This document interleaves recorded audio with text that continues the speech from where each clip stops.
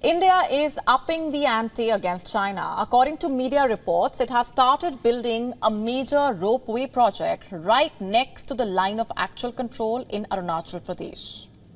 Let me tell you more about the project. It is worth 522 crore rupees, that is almost $63 million. The ropeway will link the world-famous Tawang monastery to Pankang Tengso Lake and will take about 3 years to develop. This is where it is on a map. Both the places are very close to China and Bhutan borders. This 400-year-old monastery is the largest in India and the second largest in Asia. It lies at an altitude of 10,000 feet. It's about 2 kilometers from Tawang town. The ropeway would go up from here to the lake, which is at an elevation of 12,000 feet, about 18 kilometers away from Tawang. Now, as of now, it takes about half an hour by road from Tawang to the lake, but going by the reports, the new ropeway will reduce the ride to only 5 minutes.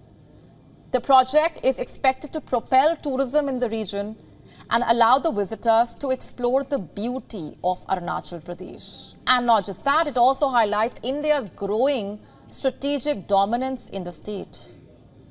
The project comes on the heels of what happened last week. The Indian Prime Minister, remember, visited Arunachal Pradesh to inaugurate the Sela Tunnel.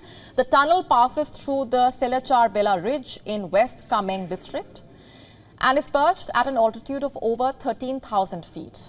It is now the world's longest bi-lane tunnel. It can handle the traffic of 3,000 cars and 2,000 trucks every day. Most importantly, it can facilitate year-round all-weather movement in this difficult-to-access part of India. Do you know what that really means? The tunnel will now allow Indian troops to move swiftly as well. It will allow faster deployment of weapons, soldiers and equipment to areas near the line of actual control. The ropeway and the tunnel are a part of an infrastructure boost in Arunachal Pradesh, and the government has big plans for the state. Several other projects are underway. Work has started for the Dibang multi-purpose hydropower project, which will be India's highest dam. And then there is the Trans-Arunachal Highway that runs across the entire state. Arunachal Frontier Highway, which will connect all the valleys in the state. The Indian Army is also working hard to provide last-mile connectivity to the most forward posts. You see, India is getting combat ready. And China, meanwhile, is fuming in anger. It does not like Indian activity in Arunachal Pradesh because it absurdly claims it as its own territory. You see, it's living in a parallel reality. In fact, it goes so far as to include the state in its map, claiming it as South Tibet. It has named villages and districts in Arunachal Pradesh as its own. After the Indian Prime Minister inaugurated the tunnel, it lashed out at India, saying that it strongly deplores the move.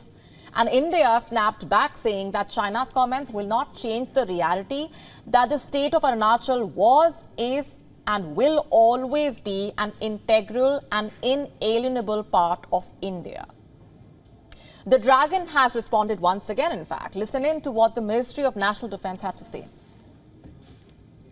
The area of Xiangnan is Chinese territory. China has never recognized the so-called Arunachal Pradesh, illegally set up by India, and firmly opposes it. We urge the Indian side to stop taking any actions that complicate the boundary issue and earnestly safeguard peace and stability in the border areas. The Chinese military will stay on alert at all times to resolutely safeguard China's national sovereignty and territorial integrity. You see, China is warning that it is ready to fight. But seeing the current developments, so is India. Hunger, destitution, disaster, death. This is what Gaza looks like today. For 6 months, Israel has bombed this enclave, turning it into scorched earth. Yet, 6 months later, Prime Minister Benjamin Netanyahu is not done. Despite international pressure, Netanyahu says Israel will go ahead with its planned ground offensive in southern Gaza's Rafah. Right now, Rafah is the one remaining safe haven in Gaza. Over 1 million Palestinians have crammed into the city bordering Egypt in order to escape Israeli bombardment. Just because it is the last standing city does not mean it's safe. Displaced civilians are sleeping rough, in tents, without food, without water, without medicine. US President Joe Biden, who has supported Israel during the war, has said an Israeli invasion of Rafah would be a red line without credible civilian protection plans in place.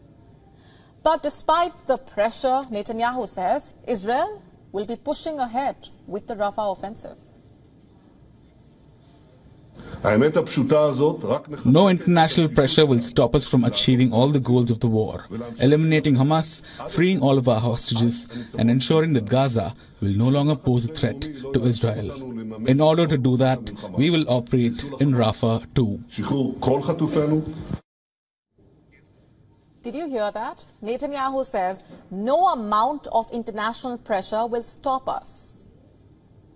There seems to be no remorse for the suffering right now. Sure, Netanyahu says Israel will not leave civilians trapped in Rafah, but so far no plan to protect the civilians has been presented. How does he plan to save the civilians then exactly? They have repeatedly paid the price of the war between Hamas and Israel.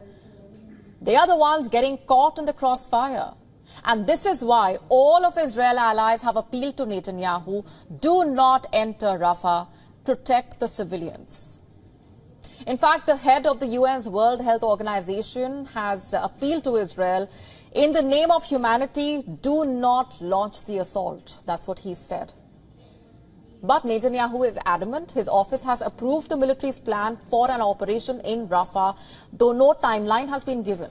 If Israel goes ahead with the plan, where will the civilians go?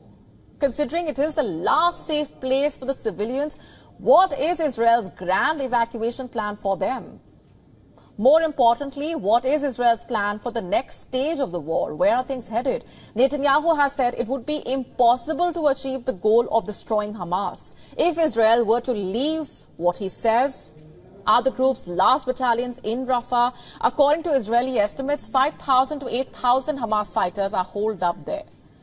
But the real reason for Netanyahu's Rafah insistence is this. He is treading a fine line as he tries to appease his far-right coalition at home and cooperate with the US, a key ally. Already, as I mentioned earlier, the US has warned Israel not to proceed with the Rafah plan without a plan to shield the civilians. Washington has also described Israel's response to the October 7 attacks as over the top. And so Netanyahu faces mounting pressure over the high death toll in Gaza. But all that pressure and all that criticism is not deterring Israel's plans. It has shown no signs of winding down the offensive, which brings me back to the question, where else can Gazans go from here? And speaking of India's military prowess, Guyana also wants in on it. Its defense force has struck an agreement to acquire 2 new aircraft from India. Which planes are these? 2 Dornier 228. Let me tell you more about them first. Dornier 228 is a highly versatile multi-mission patrol aircraft. It is manufactured by Hindustan Aeronautics Limited for the Indian Coast Guard. It is lightweight and fuel efficient with a wide range of operating speeds. Thanks to its quick role-changing capabilities, it can be used for maritime, patrol and surveillance, marine pollution contingency, search and rescue, medical evacuation as well. Now, these planes are also ideal for short takeoff and landing. This makes them well suited for Guyana's terrain. The Guyana Defense Force would use them for maritime patrols, resupplying military bases and troop movement to interior locations. Guyana has opted for a $23 million loan from Export-Import Bank of India for the purchase. Now, this is the first time India has signed a defense line of credit agreement with a Caribbean nation. But the aircraft are just the beginning. Guyana also wants to buy patrol vehicles, radars and armored vehicles from India. And not just weapons, India has also offered defense training to Guyana. India provided 19 defense training slots to Guyana Defense Force. This was under its Indian Technical and Economic Cooperation Program. These training slots included 10 Army courses, 4 Naval courses, 5 Air Force courses. This not only highlights Guyana and India's good relations, but also India's growing defense might. India is modernizing its military and exporting state-of-the-art defense. Take the example of BrahMos. It is the first supersonic cruise missile known to be in service. It is the fastest cruise missile in the world. BrahMos has been developed by India's DRDO, that is the Defense Research and Development Organization, and Russia's NPO Martian Ostro-Enia. Just look at what the missile is capable of. BrahMos can be launched from land, sea, and air. It has a flight range of up to 290 kilometers. Its cruising altitude can go up to 15 kilometers, and it can carry a warhead weighing up to 300 kgs. It operates on a fire and forget principle, which basically means once fired, the missile can adopt to varieties of flight paths. India is not keeping this modern-day Brahmastra to itself. It has armed the Philippines with it. 2 years ago, India and the Philippines, remember, signed a $375 million deal for 3 batteries of the BrahMos. The delivery is now in progress and was slated to finish this month. India is in talks with at least 12 other countries, in fact, for the sale of the system. And that's only a part of the story. The Indian government has strategically transitioned from being a net importer to a net exporter.